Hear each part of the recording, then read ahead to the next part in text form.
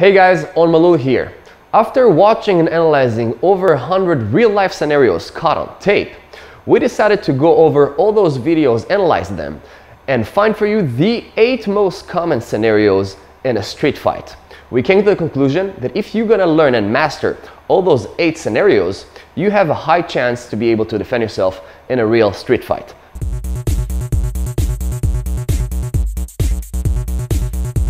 One more common street attack, and one of the most dangerous, are knife attacks. They're accessible, easy to carry, and create severe damage. Let's watch a couple of real-life videos caught on tape and see how can we handle knife attacks.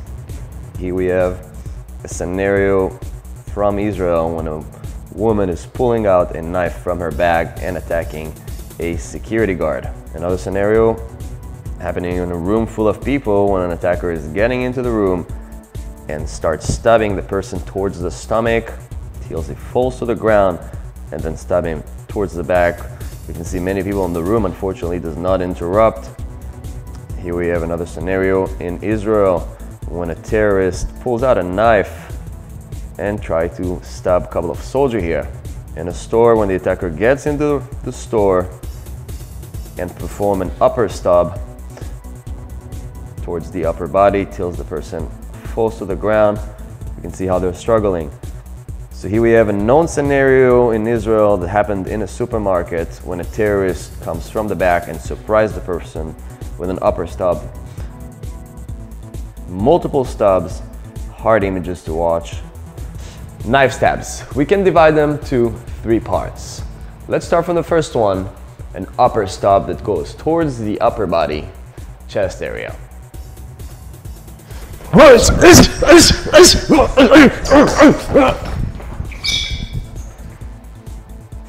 So as you guys saw, I performed a dive in with a wrap. Okay? Which we have to understand that in order to perform this kind of move, I have to be ready. That means I have to see the attacker. It's impossible when I'm talking to a person and a guy is attacking me that I'm going to perform with a dive in. As you saw, I performed with another move, which called an instinct.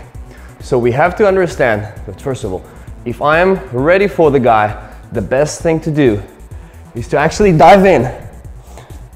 As much as it's against the instinct and against the nature to dive into an attack, this is the only way to really neutralize the end of the knife. And from here, even though the knife can touch me a little bit, I don't care because I'm neutralizing the hand with the knife. And here, if he's gonna pull me, boom, I'm anchored to him with those knees. One more time.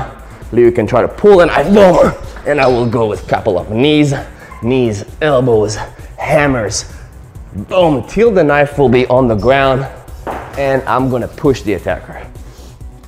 So first of all, understanding that if I see the attacker, the best thing to do is to kind of suicidal knife. I know I'm in trouble. Even though it's against my nature, I want to control the attack. So we do have to address what happens if I'm not ready. That means the attacker is surprising me. Sometimes, yeah, I would get the first stab. There's no magic technique for that. But sometimes I'm going to be able to perform what we call an instinct, a very natural move. For example, Leo is talking with me behind his back. He's the attacker and suddenly out of nowhere, whoa, he's attacking. So we can see that a human being's natural motions are always to do this kind of motions. If he's attacking with the other hand, boom, he's attacking from up, from down. So all those motions, which are instincts, we can take a person who is even not trained and you'll see that he's going to defend against those swinging motions. So very similar to a punch. This move, as we spoke already, represent a punch, a slap, a knife stabs, battle of beer, hair grab, shirt grab, all those motions that comes from the outside in, okay, multiple attacks. Now we're addressing knife stabs. So if I'm not ready, the only thing I can do is first of all, to react with my own instincts, maybe try to create a better angle, okay, attack. So reacting with my instincts, attack, prefer maybe in other attacks, getting distance, running away if possible. But if it's not enough, and now he's going to stab, whoa, I will need again to go back to the dive-in, because this is the only way I'm gonna be able to completely neutralize.